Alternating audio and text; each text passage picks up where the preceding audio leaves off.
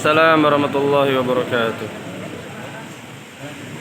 Nahmaduhu wa nusalli wa nusallimu ala rasulil karim wa ala alihi wa sahbihi ajma'in. Amma ba'd. Bismillahirrahmanirrahim.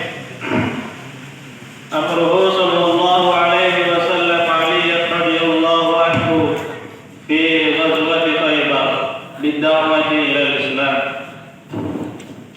Wa akhrajal Bukhari wa Sahal bin Sa'd radhiyallahu anhu anna Rasulullah sallallahu alaihi wasallam qala yawma Khaybar law tiyanna hadhihi ar-rayata ghadan rajulan yaftahu Allah ala yadayhi yuhibbu Allah wa rasuluhu wa yuhibbuhu Allah wa rasuluhu qala fabata an-nas yadukuna laylatahum ayyuhum yuqtaha falamma asbaha an-nas ghadaw ala an-nabi sallallahu alaihi wasallam.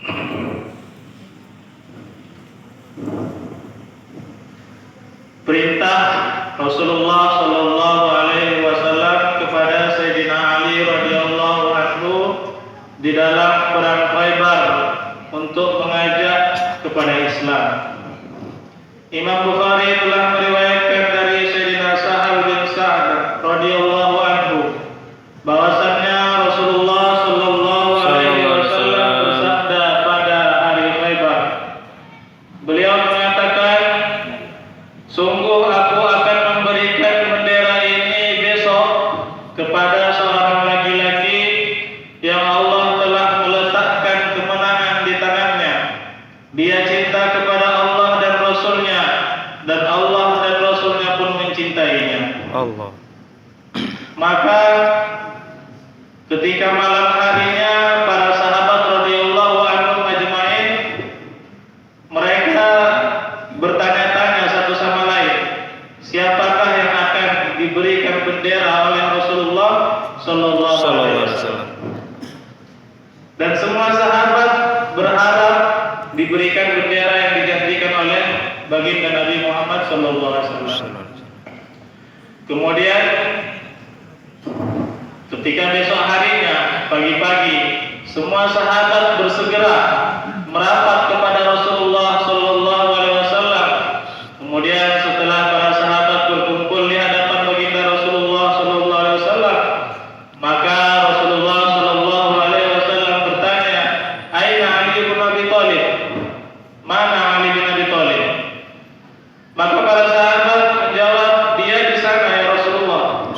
Dia sedang sakit mata."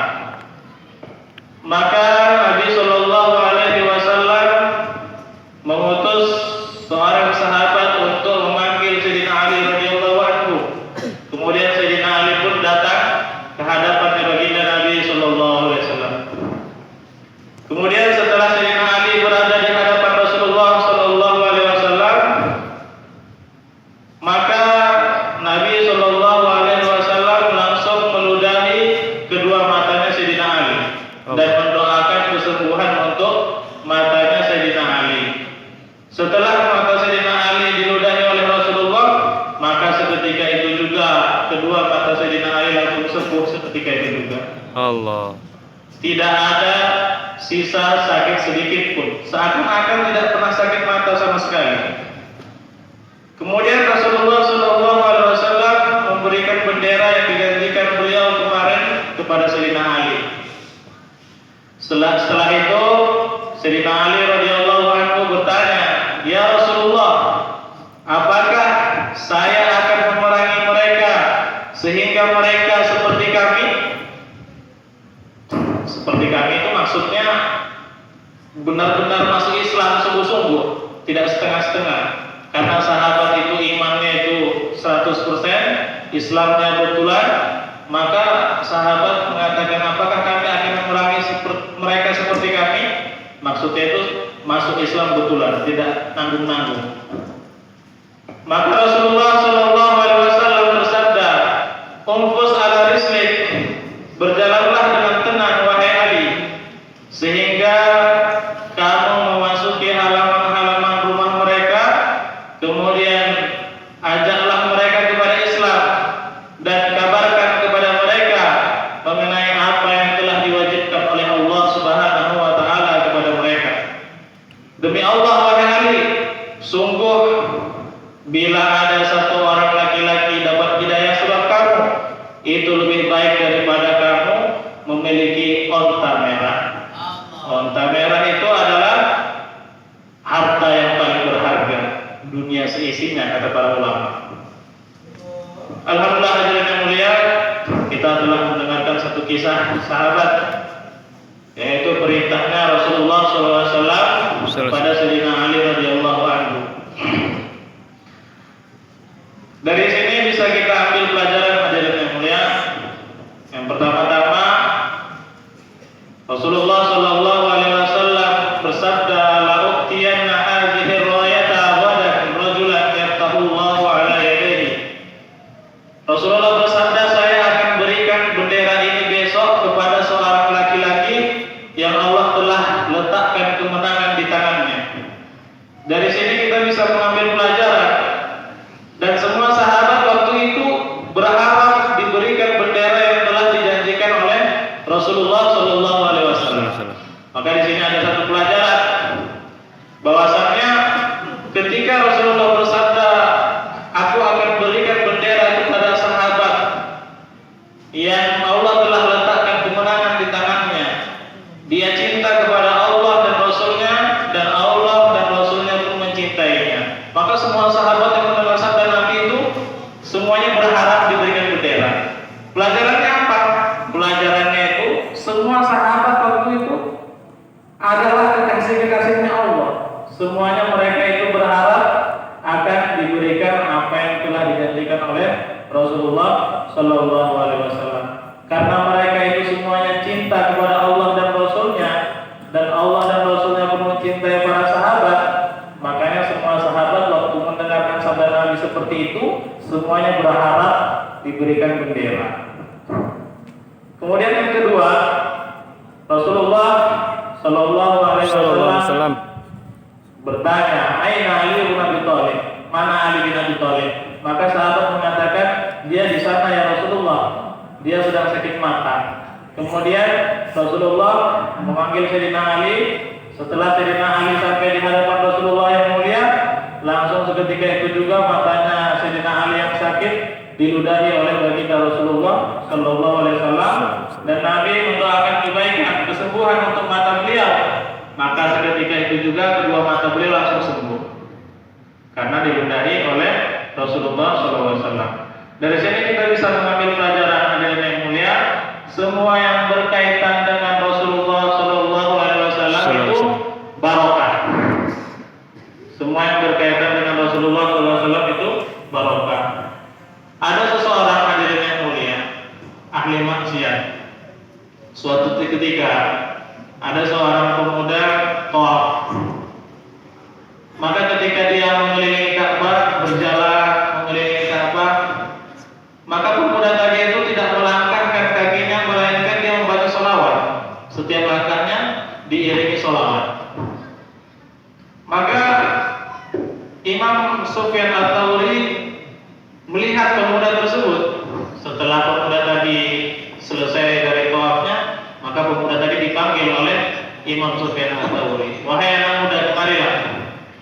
Saya perhatikan kamu itu tadi ketika berjalan, kamu tidak melangkahkan kakimu, melainkan engkau membaca sholawat.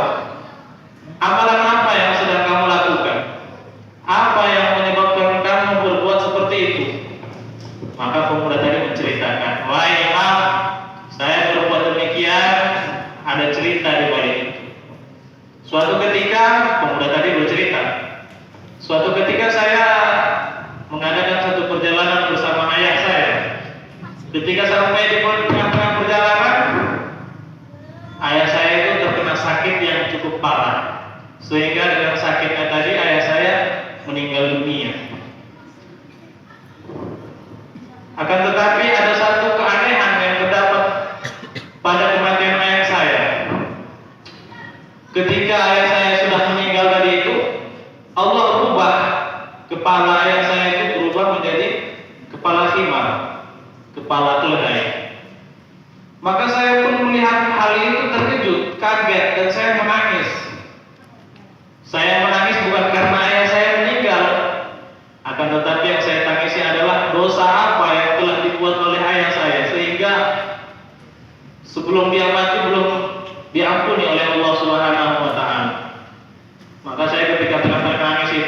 saya pun tertidur.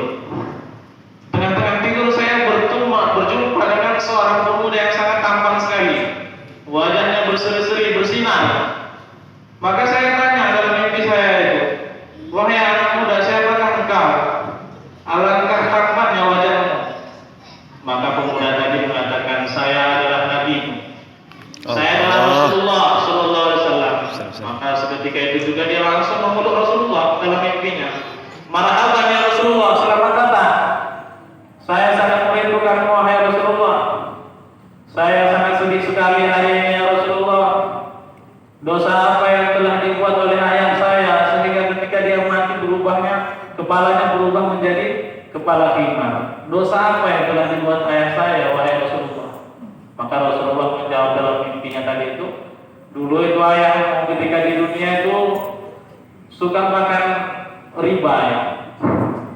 Maka kata para ulama, orang yang suka makan riba itu ketika di dunia Allah tampakkan azabnya. Maka Rasulullah melanjutkan sampaikan lagi, "Akan tetapi walaupun ayahmu begitu rusaknya amalannya, begitu rusaknya kelakuannya, tetapi dalam masa hidup ayahmu itu ada satu kebaikan, ada satu amalan yang istiqomah rutin dikerjakan oleh ayahmu, dan amalan itu berkaitan dengan saya," kata Rasulullah.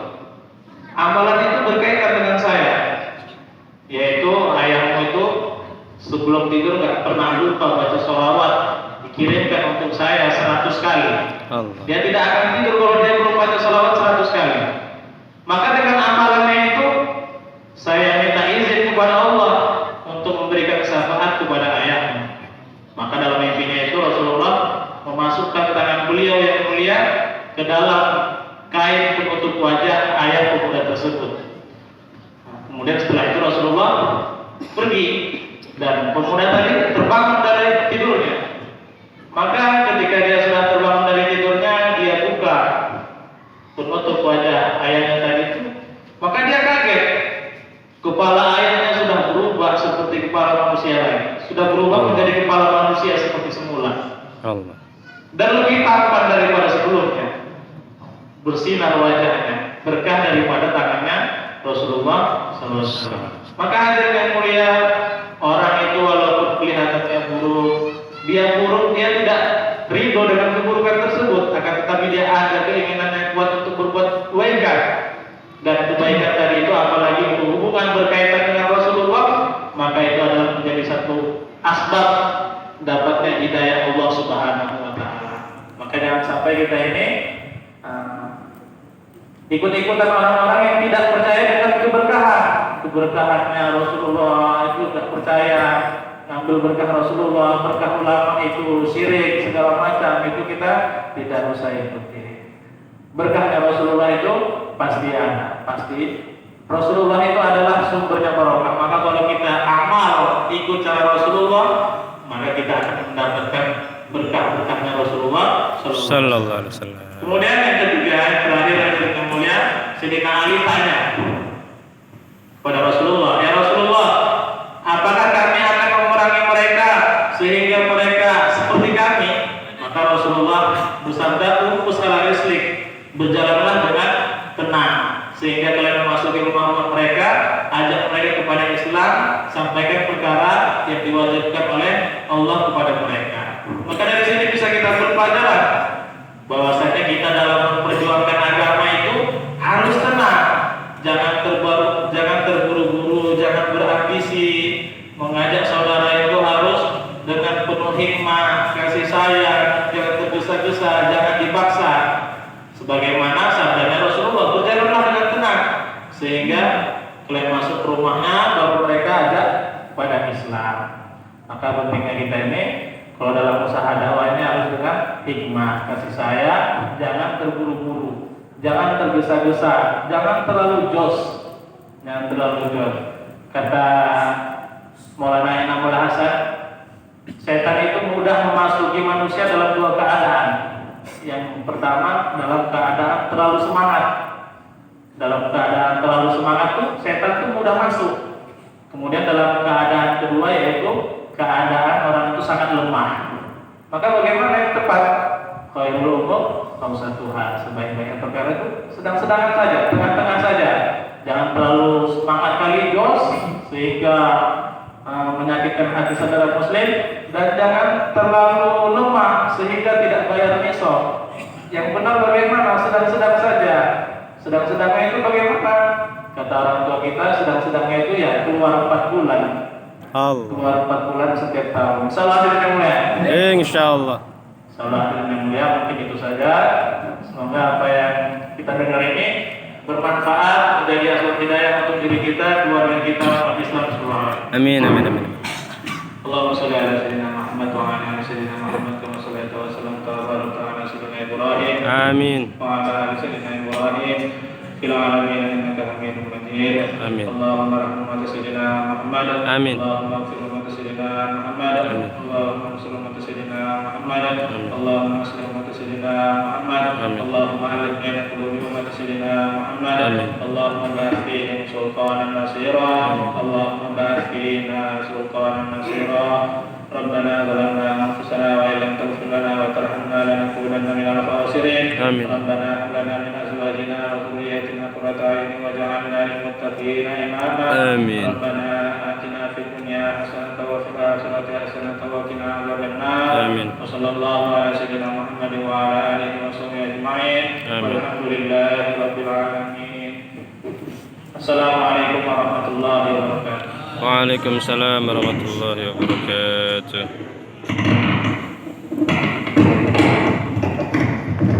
Boleh seperti biasa kita kumpul ke lapangan masing-masing, kita isi asumsi.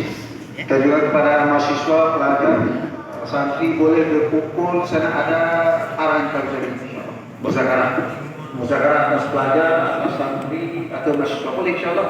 Mahasiswa, pelajar, santri boleh kumpul di sana. Yang lain boleh insyaallah kita